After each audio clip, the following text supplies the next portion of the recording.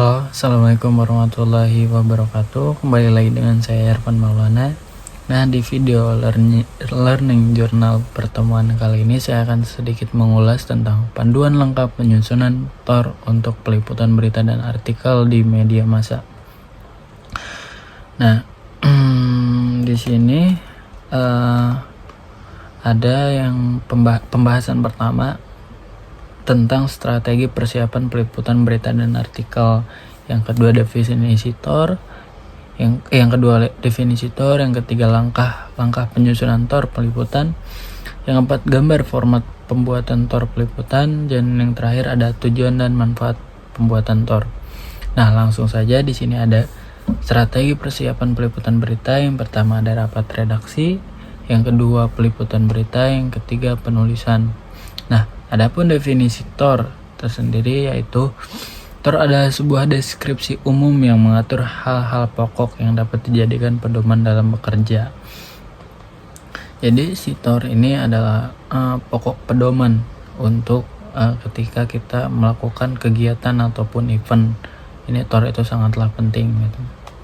Nah, adapun langkah-langkah penyusunan TOR, yang pertama itu ada penentuan topik, yang kedua identifikasi masalah, yang ketiga adalah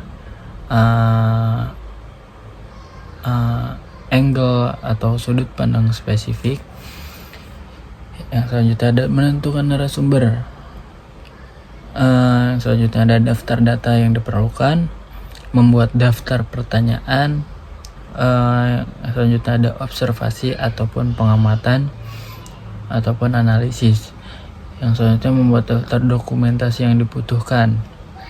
Selanjutnya ada alur atau konsep liputan. Yang terakhir ada menentukan deadline ataupun kita harus menentukan timeline tertentu. Nah, adapun gambaran format pembuatan TOR peliputan itu di sini sudah dicontohkan. Ada topik, identifikasi masalah, angle, menentukan narasumber. Nah, sama saja. Contohnya itu sama seperti ada di langkah-langkah penyusunan TOR, tidak beda jauh. Nah, adapun tujuan dan manfaat pembuatan TOR tersendiri adalah mengarahkan fokus pada peliputan. Selanjutnya memberikan panduan dan struktur. Nah, menetapkan tanggung jawab, meningkatkan kualitas berita, dan juga menghindari kesalahan dan kontroversi. Selanjutnya meningkatkan efisiensi dan produktivitas. Yang terakhir adalah memfasilitasi evaluasi kinerja. Nah, dari pembahasan di atas, next. Nah, teman-teman, tadi kan sudah dijelaskan mengenai langkah-langkah ataupun manfaat dan definisi segala macam. Nah, di sini ada definisi lain tentang TOR atau Term of Reference. Jadi di sini TOR itu merupakan panduan umum yang digunakan dalam perencanaan wawancara atau liputan. Fungsinya ialah untuk membuat liputan atau wawancara menjadi lebih terfokus, terarah, tertarget, dan topik yang jelas. Dan juga TOR mempermudah seorang jurnalis ataupun seorang mahasiswa dalam memahami tahapan-tahapan yang akan ditempuh dalam dan dipersiapkan dalam penggarapan suatu isu. Nah, penggunaan TOR juga mempermudah jurnalis pada saat tahap wawancara dan memahami poin-poin yang akan dibahas serta urutan pertanyaannya.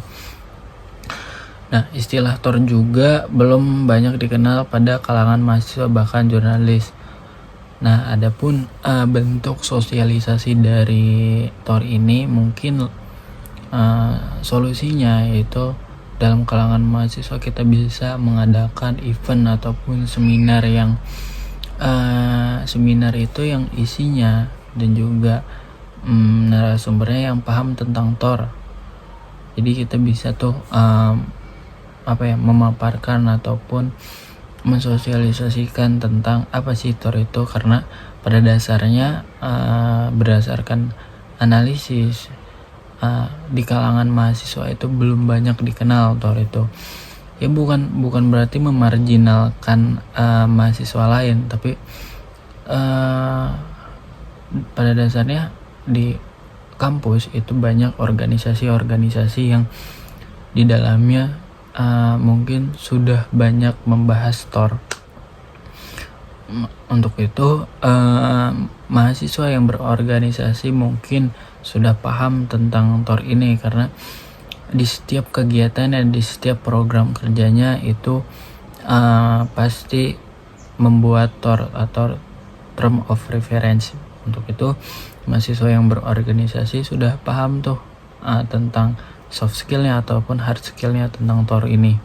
Nah, adapun kalangan mahasiswa di sini tuh mahasiswa yang tidak masuk organisasi yang ada di kampus, makanya mungkin belum paham ataupun belum tahu tentang Tor ini.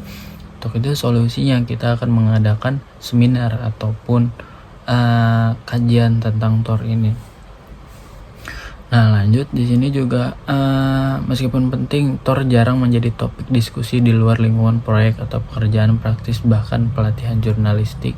Nah, yang sudah dijelaskan tadi bahwa meskipun penting, Tor jarang menjadi topik suatu diskusi. Makanya kita mengambil pelajaran bahwa hal-hal sekecil apapun, apalagi Tor itu sangatlah penting. Makanya kita jadikan seminar gitu tuh.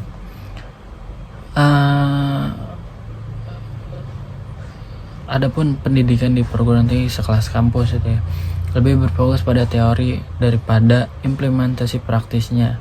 Jadi ketika kita nanti mengadakan seminar tentang Tor ini, alangkah baiknya kita juga bisa mengimplementasikan Tor ini gitu tuh. Bukan tentang soft skillnya saja, tapi juga hard skillnya. Oleh karena itu istilah-istilah seperti Tor mungkin hanya dikenal secara teoritis, tapi tak banyak orang yang tahu bahwa apa sebenarnya yang dimaksud Tor. Maka dari itu penting bagi para penulis atau jurnalis untuk memahami terkait Tor. Meskipun banyak sumber informasi yang mengkaji terkait jurnalistik, penulisan dan peliputan, namun masih terdapat kesenjangan pengetahuan tentang Tor. Nah, literatur baik cetak ataupun elektronik seperti buku ataupun jurnal masih dikatakan sedikit yang membahas mengenai Tor. Selain itu, berdasarkan pengamatan pada kalangan mahasiswa secara umum, bahkan mahasiswa yang aktif dalam kegiatan jurnalistik, banyak dari mereka tidak mengetahui mengenai Tor dalam peliputan berita. Nah, yang sudah saya bicarakan tadi bahwa solusinya, bentuk sosialisasinya, kita akan mengadakan seminar tentang Tor ini gitu tuh.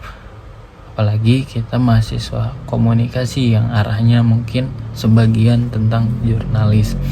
Apalagi ada lembaga resmi juga tentang lembaga resmi, salah satunya ada Himpunan Mahasiswa Program Studi dan juga ada LPM Sigma. Mungkin keduanya bisa berkolaborasi tentang